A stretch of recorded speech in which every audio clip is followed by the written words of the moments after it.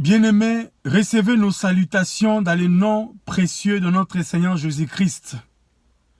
Nous profitons de ces moyens de la technologie que les centres évangéliques La Bannière Nantes nous disposent pour répondre à notre rendez-vous de chaque lundi dénommé Parole d'encouragement.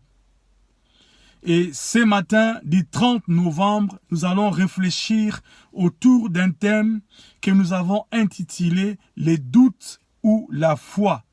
Les doutes ou la foi. Prions le Seigneur. Seigneur, nous te disons merci pour ces moments que tu viens de nous accorder. Alors que nous voulons cogiter autour de ta parole, nous te prions par le Saint-Esprit de nous aider à comprendre tes Écritures. Sers-toi de ces canaux inutiles et atteins la vie de quelqu'un ce matin et transforme nos vies tout au long de la semaine. Dans le nom de Jésus, Amen. Bien, nous allons réfléchir autour de ce thème intitulé « Les doutes ou la foi ». Les doutes d'emblée, nous les définissons l'état d'un esprit qui est incertain de la réalité d'un fait ou incertain de la vérité de la parole. Et la foi, nous la définissons comme quelque chose qui est bâti ou fondé sur l'absolu de la parole de Dieu, tout simplement. Quelque chose qui a comme fondement, qui a comme soutien la parole de Dieu et la parole de Dieu seule. Considérons ensemble une histoire qui est relatée dans l'évangile de Luc, chapitre 1er, à partir du verset 1 jusqu'au verset 20. Mais nous allons procéder à une lecture kangourou pour gagner du temps. Je prends le verset 6 jusqu'au verset 8, partie A. Tous deux étaient justes devant Dieu, observant d'une manière irréprochable tous les commandements et toutes les ordonnances du Seigneur.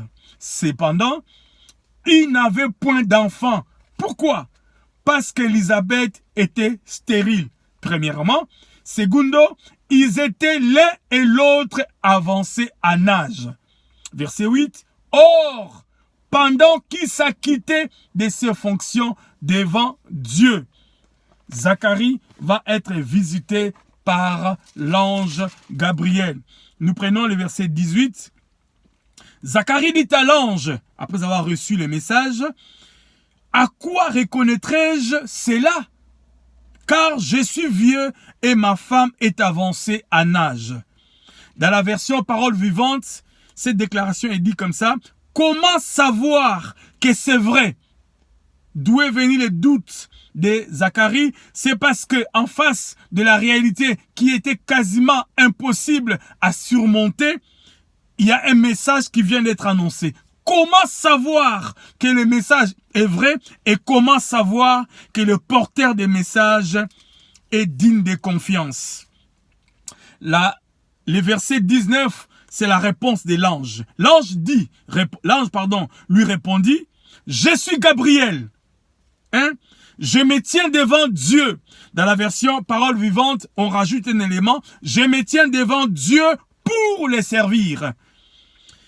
Et 3, j'ai été envoyé pour te parler et pour t'annoncer cette bonne nouvelle. C'était la réponse de l'ange.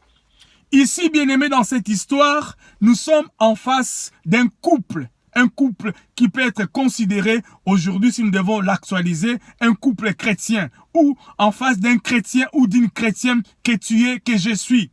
Qu'est-ce qui se passe? Zacharie et Élisabeth, ils étaient mariés pendant des années et des années. Zacharie, dont le nom veut dire « Dieu se souvient ». Et Élisabeth, dont le nom veut dire « Dieu est plénitude ». État de ce qui est complet. Mais hélas, dans leur vie, ils vivaient comme la contradiction de ce que leur nom représentait. Jusque-là, bien sûr. Qu'est-ce qui se passe? Zacharie craint Dieu. Zacharie marche avec Dieu, avec sa femme Élisabeth. Et de surcroît, Zacharie continue à servir Dieu malgré cela. Cependant, Zacharie et Élisabeth avaient un souci. Zacharie et Élisabeth avaient un bémol. Qu'est-ce qui se passe? Ils n'ont pas d'enfants. Non seulement ils n'ont pas d'enfants, mais Zacharie et Élisabeth sont âgés. Et en plus, Élisabeth est stérile. Bien-aimé, leur situation chaotique peut représenter ton problème, peut représenter mon problème. Il est possible que tu sois chrétien, que tu marches avec Dieu, que tu fais des efforts de lui obéir. Mais hélas, sur le chemin de ta vie, tu as des difficultés, tu as des soucis qui font couler tes larmes et qui te permet des fois à t'agenouiller, à s'effondrer, à s'écrouler. Alors, cette histoire de Zacharie et d'Élisabeth, où la discussion que l'ange a tenue avec Zacharie, nous servira de pédagogie et nous servira de connaître les discours de Dieu par rapport à une telle situation. Sur base de cette lecture, nous avons pu retirer 3 principes fondamentaux. Les premiers, nous devons dans nos vies servir Dieu pour ce qu'il est à notre égard et non pour ce qu'il fait dans notre vie ou pour ce qu'il fait par nous dans notre vie pour les autres. Donc, nous devons servir Dieu pour ce qu'il est par rapport à la position de Dieu. Du reste, il est Dieu par devers lui-même. Que tu l'adores ou pas, il reste Dieu. Mais il attend de nous que nous puissions les servir pour ce qu'il est à notre égard, pas seulement pour ce qu'il fait dans notre vie. Le verset 6 et le verset 8, partie A, corroborent cette pensée.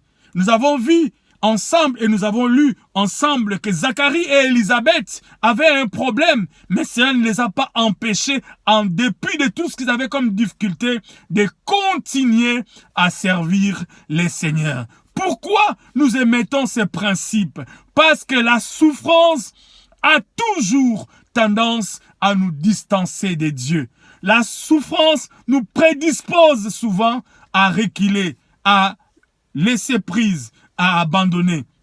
Et du reste, Job, chapitre 36, le verset 21, appuie cette pensée en disant ceci: garde-toi de te livrer au mal, car la souffrance t'y dispose. Garde-toi de te livrer au mal, car la souffrance t'y dispose. Bien-aimé, deuxième principe que nous avons retiré de ces textes, de cette histoire, la véracité, là nous voyons ça au chapitre 18 et 19, la véracité du message que nous recevons dépend aussi de l'identité du messager ou de celui qui apporte ce message. Nous pourrons aussi dire ainsi, l'authenticité de la nouvelle que nous recevons est proportionnelle à la qualité du messager. Cela s'applique dans la vie au quotidien, même dans notre vie séculière. Nous recevons des informations à gauche, à droite. Est-ce que la personne qui nous a donné l'information a qualité de le faire? Ou la source d'information est crédible? Ça, c'est juste une parenthèse. Alors, qu'est-ce qui se passe? Zacharie, au chapitre 18, ça c'est la version parole vivante, dit ceci: comment savoir que c'est vrai? Comment savoir que ce message est vrai? Comment savoir que ce message vient de Dieu? Et dit, comment savoir aussi que tu as été mandaté? C'est ce que ça voulait dire aussi. Pourquoi cette question? Parce que je suis bien vieux et de surcroît ma femme aussi est âgée. Nous ne remplissons pas les conditions qui peuvent permettre à ce qu'un tel message nous soit envoyé ou nous soit dédié. Mais Zacharie avait oublié que Dieu, des fois, se passe de certaines circonstances établies pour frayer un chemin et faire ressortir son peuple du gouffre pour sa gloire et pour l'édification de son peuple. Bien-aimé, la réponse de l'ange à Zacharie va nous aider à comprendre et à affermir notre foi.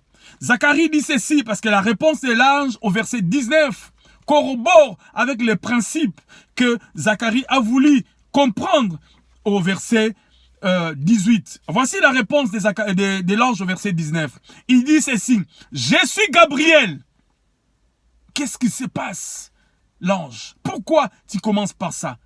Ici, le messager qui est Gabriel fait allusion à la notion d'identité. À la notion d'identité. Bien-aimé dans le Seigneur, l'identité aussi est indispensable pour pouvoir accepter un message. Tu reçois le message de qui? Ou qui es-tu, bien-aimé? Notre identité, nous sommes des chrétiens. Si tu n'es pas chrétien, bien-aimé, alors ça ne sert à rien de pouvoir te comporter comme chrétien. Parce que tu es fait usage de faux. Faux et usage de faux. Donc on devait te rendre en justice. Bien-aimé, l'identité fixe le caractère au quotidien d'une personne. Quelle est ton identité et comment te comportes-tu? Deuxième pensée de l'ange, il dit « Je me tiens devant Dieu » dans la version Louis II.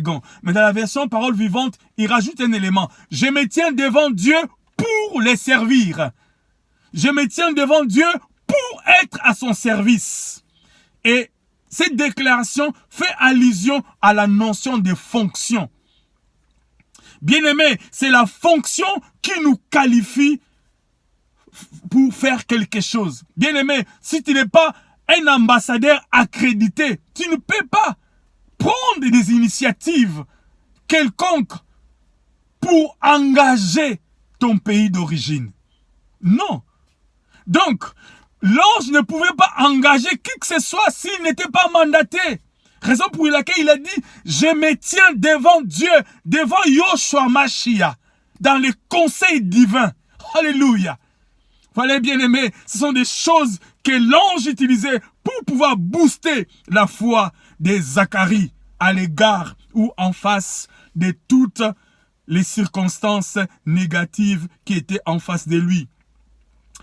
Et ces principes nous envoient directement au troisième principe que nous avons dit, que nous avons intitulé l'immuabilité de la nouvelle ou de l'information ou du message que nous recevons est fonction de la nature de celui qui est l'auteur. Bien-aimé, la capacité du message de pouvoir fonctionner, de pouvoir agir, est fonction de la nature de celui qui est l'auteur.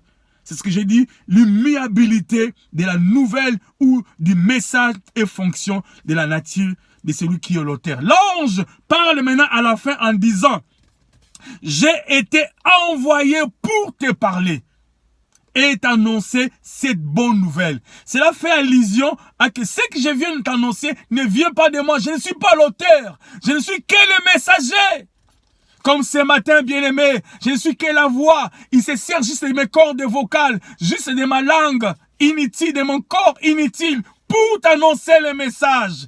Ce qui est important, crois au message. Et le message, c'est Christ. Et le messager, c'est Christ aussi. Bien-aimé dans le Seigneur, dans la version Parole vivante, l'ange dit à Zacharie vers la fin, dans partie B du verset 19, oui, ce que je t'ai dit arrivera au moment fixé par Dieu. Ce que je t'ai dit ou ce que je t'ai annoncé arrivera ou se réalisera au moment que Dieu a fixé. Pourquoi? Parce que l'auteur de ces messages, c'est Dieu. Et c'est lui qui est le maître des temps et des circonstances. Il fixe les jours, il fixe les limites et Dieu agit. Pourquoi Zacharie dit ceci? Parce que bien aimé, dans le livre de Romains chapitre 4, la Bible dit, Abraham a fait foi en Dieu, espérant contre toute espérance. Pourquoi?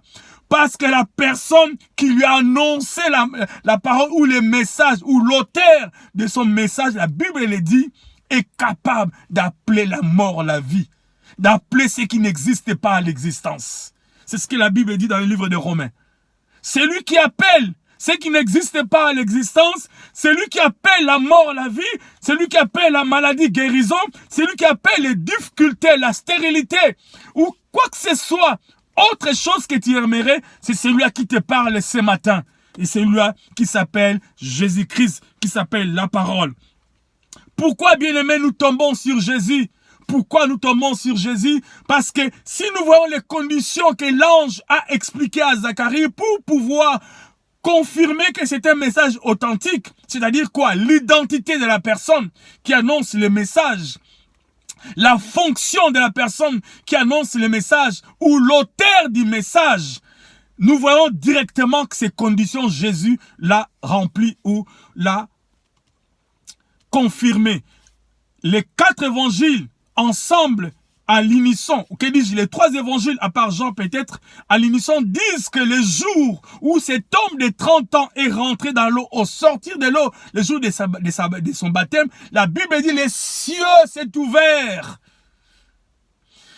Le Saint-Esprit est descendu sous forme corporelle d'un pigeon, d'une colombe bien-aimée, pour pouvoir mettre les sceaux, confirmer la fonction, authentifier la fonction de Jésus. Et la Bible dit, la voix du Père, l'auteur, la voix du Père confirme les mandats. Il dit, celui-là est mon fils bien-aimé, à qui j'ai mis toute mon affection. Écoutez-le.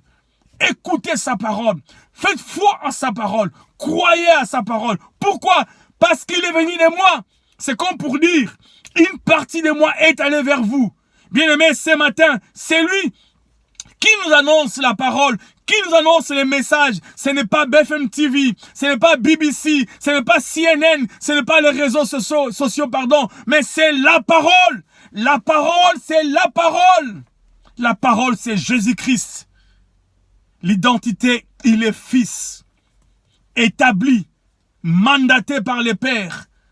Et la Bible dit, dans le livre des Hébreux, chapitre 1er, après avoir autrefois, et à plusieurs reprises, et de plusieurs manières, parlé à nos pères, par les prophètes, Dieu, dans ces derniers temps, nous a parlé par le Fils, qu'il a établi héritier de toutes choses, par lesquelles il a aussi créé le monde. Nature de Jésus, il est le créateur.